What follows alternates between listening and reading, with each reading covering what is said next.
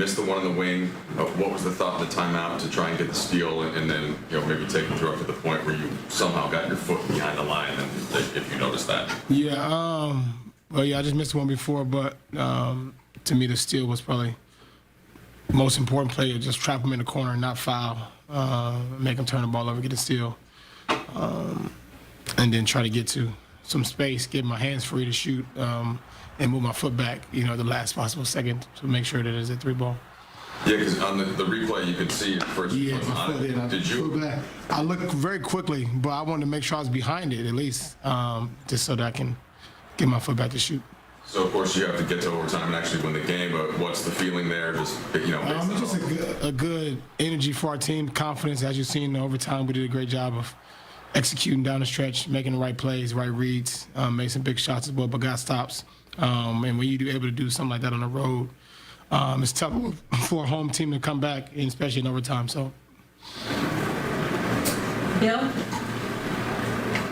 Hey, Russ. We've talked to you this year about, obviously the struggles, and you've talked about kind of the personal side of it too. But I'm just wondering if having a moment like that,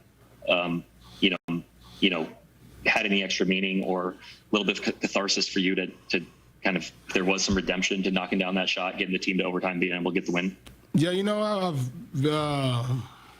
throughout this whole process, throughout the year, ups and downs, the good and the bad, I lean so much on my faith, and it's very important I stay, faithful and truthful to that, because eventually it will all work out. And nights like tonight is the reason why I stay just true to my faith, and thankful to be able to just go out and be able to play, and allow my talents and the gifts that I was given to be able to be shown on the basketball floor.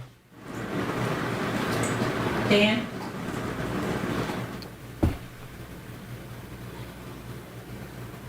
Dan, do you have a question? Home?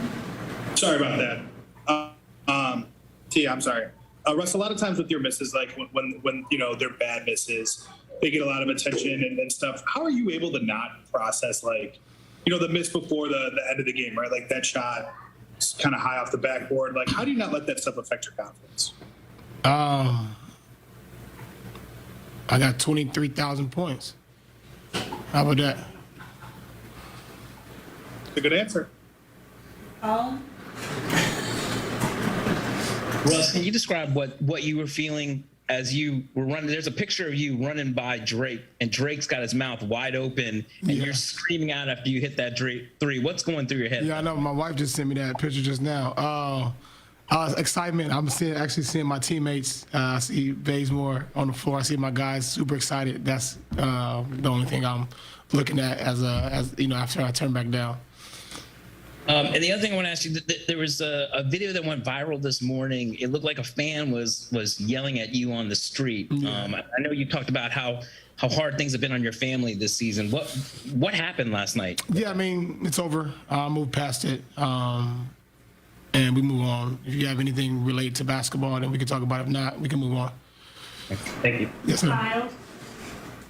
Harris, Avery was describing this feeling on defense where he just felt like guys were more locked in than they have been recently, and playing for each other was the words he used.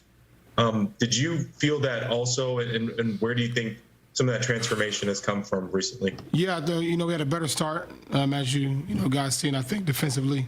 And we made some open shots, which helps too when you have a ability to better make open looks to start the game. And like Avery said, I thought we did a great job of just sticking to our principles, grinding the game out. This is a grind out game, especially a team that's been really hot. I think they won by 5 straight. So to be able to know that we're capable of doing it like we know we are, especially when guys are out and guys stepping up, it's a big thing for us. It's important, and now we can hopefully get some momentum moving into tomorrow night. Last question, BT? Russ, with the way the season has gone, to get this win tonight against a very good team like Toronto, what was the feeling like in the locker room? Honestly, guys it's crazy because yes, you think that we should be like super hyped, but like we know as a unit what we're capable of, and yes, it feels good to break our. I mean, I think we lost 11 straight on the road. To break that streak, yes, that feels great. But we also know what our capabilities are and how we can be able to use this win to be able to move